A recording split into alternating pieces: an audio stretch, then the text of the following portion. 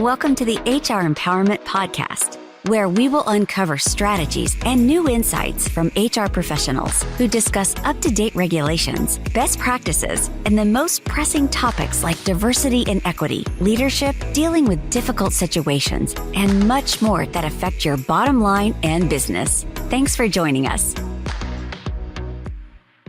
Hey everybody, welcome back. Wendy Stellers here, the HR lady. Today I am here with JC. Hi, Wendy. And Penny Cedar, CEO of Habitat for Humanity of Seminole, Apopka in Central Florida. Hey, Penny. Hey, good to be here. Absolutely. Thanks for coming. I know you're on site somewhere waiting for a meeting right now, so we'll keep moving on.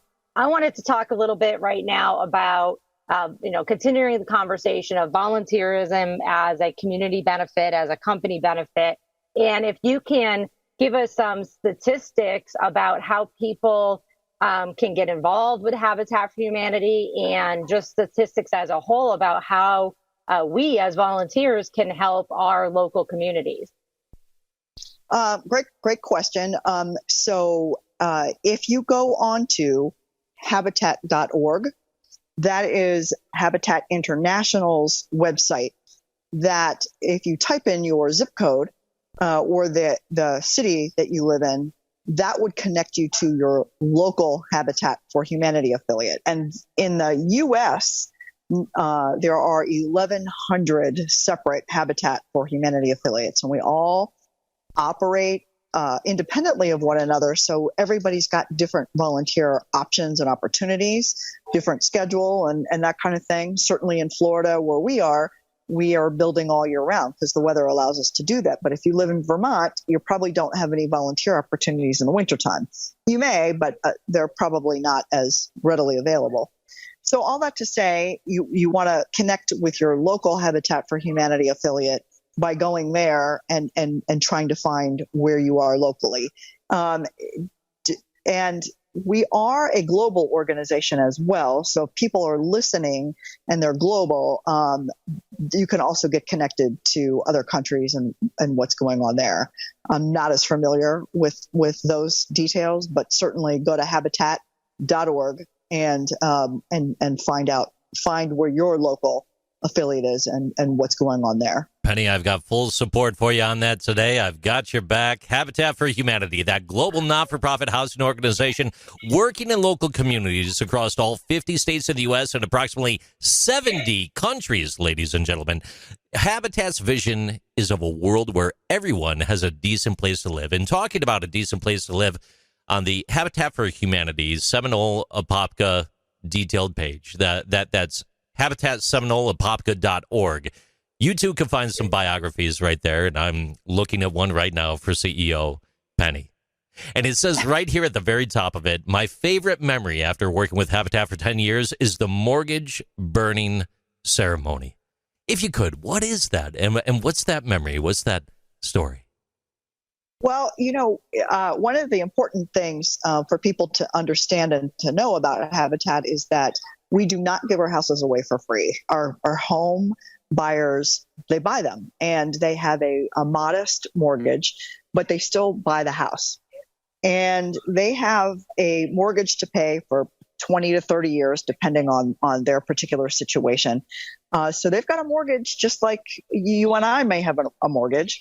But I have seen now, actually, since that was posted, several of our families burn their mortgages because they've paid their house off in full. And that means they get to live there now without any payments. So they've got their utilities and certainly their taxes and homeowners insurance to pay, but they don't have a mortgage anymore. And it is so exciting. And the mortgage burning ceremony that I was referring to on the website was a woman who had been a survivor of domestic violence.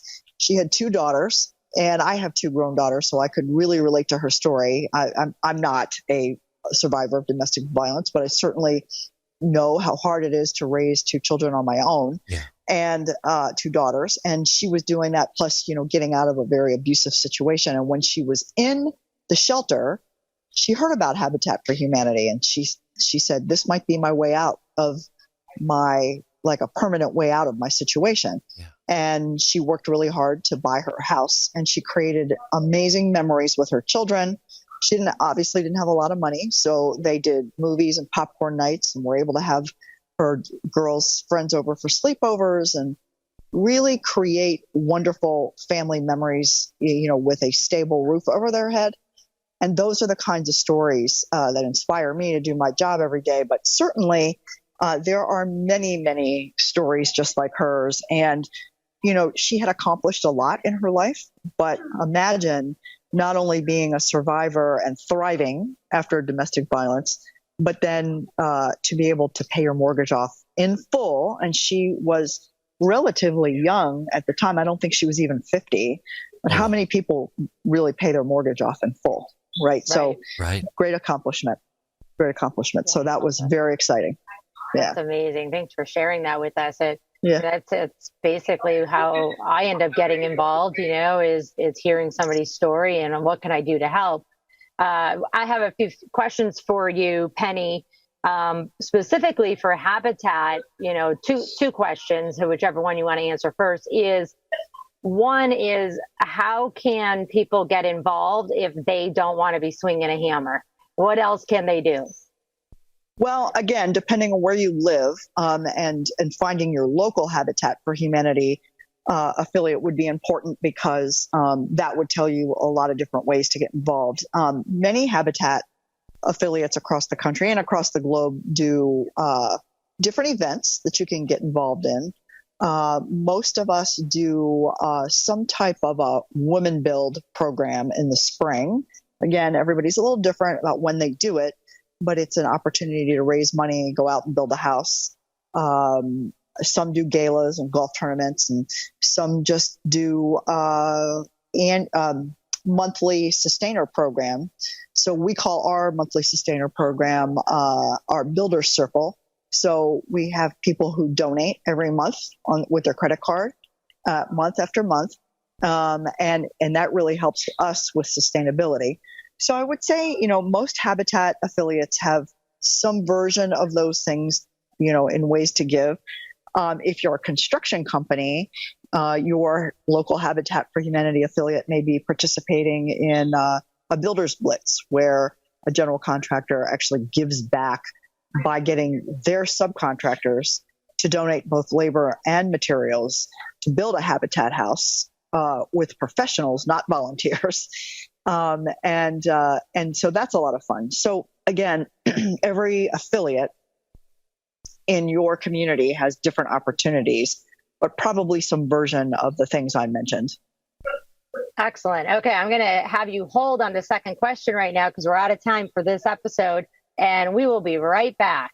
Thank you for joining the HR Empowerment Podcast, brought to you by Aurora Training Advantage. We hope you've gained new insight and strategies to navigate the HR profession. We look forward to you joining us again on the HR Empowerment Podcast.